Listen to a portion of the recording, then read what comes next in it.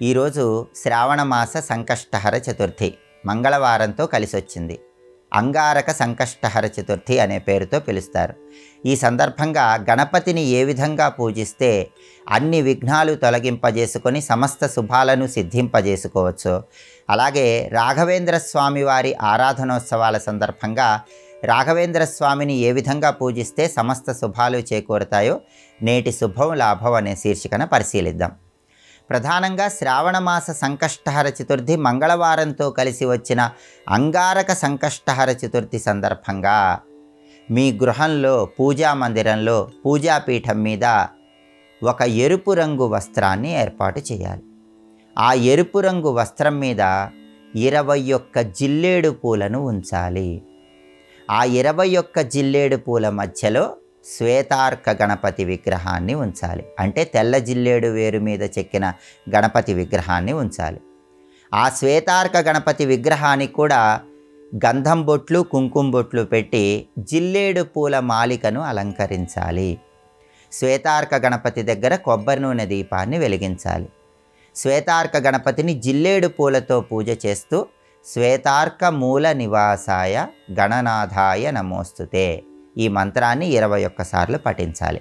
గణపతికి 21 అనే సంఖ్య ఎంతో ప్రీతిపాత్రం కాబట్టి 21 జిల్లేడు పూలు పూజాపీఠం మీద ఉంచి ఆ 21 జిల్లేడు పూల మధ్యలో గణపతి విగ్రహం ఉంచి ఆ విగ్రహానికి కూడా జిల్లేడు పూల మాలికను అలంకరించి 21 జిల్లేడు పుష్పాలతో గణపతిని పూజించాలి. ఆ తర్వాత గణపతి అనుగ్రహం కోసం ఉండ్రాళ్ళు గణపతికి నైవేద్యంగా సమర్పించాలి. ఇలా అంగారక సంకష్టహర చతుర్థి సందర్భంగా గణపతిని పూజించినట్లయితే గణపతి సంపూర్ణమైన అనుగ్రహం వల్ల ఆకస్మికంగా వచ్చే సమస్యల నుంచి సులభంగా బయటపడవచ్చు.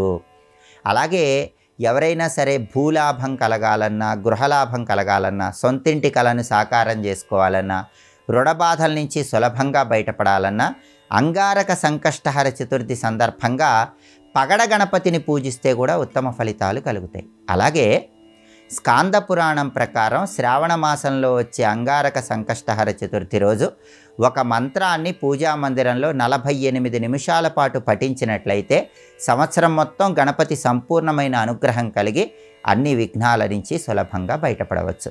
స్కాంద పురాణంలో చెప్పిన ఆ మంత్రం ఏంటంటే నమో హేరంబాయ మదమోదితాయ సంకష్టస్య నివారణాయ నమః. ఇది మంత్రం. ఈ మంత్రాన్ని 48 నిమిషాల పాటు అంటే ఒక ముహూర్త కాలం పాటు పూజా మందిరంలో పఠించినట్లయితే సంవత్సరం మొత్తం గణపతి సంపూర్ణమైన అనుగ్రహానికి సులభంగా పాత్రలు కావచ్చు.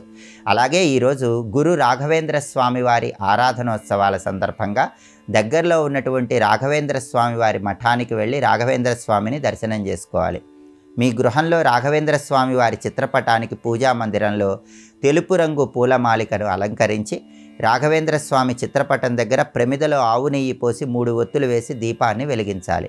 పసుపచ్చటి చామంతి పూలతో తెల్లటి పుష్పాలతో రాఘవేంద్ర స్వామి చిత్రపటానికి పూజ చేస్తూ ఓం శ్రీ గురు రాఘవేంద్రాయ నమః అని 21 సార్లు పఠించాలి.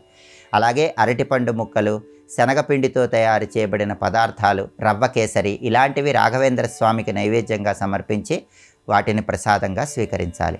రాఘవేంద్ర స్వామి మఠానికి వెళ్ళినప్పుడు మంత్రాక్షతలు ఇస్తారు. ఆ మంత్రాక్షతలు తెచ్చుకొని మీ దగ్గర ఉంచుకొని కార్యనిమిత్తమై వెళ్ళినట్లయితే ప్రయాణాల్లో విజయాలు సులభంగా చేకూరుతాయి. రాఘవేంద్ర స్వామి వారి మంత్రాక్షతలు పండ్లతో పాటు కలిపి ఎవరైనా వివాహం కాని వారికి ఇచ్చినట్లయితే వాళ్ళ జాతకాల్లో ఉన్న వివాహపరమైన దోషాలు తగ్గుతాయి. త్వరలోనే వివాహ ప్రాప్తిని సిద్ధింపజేసుకోవచ్చు.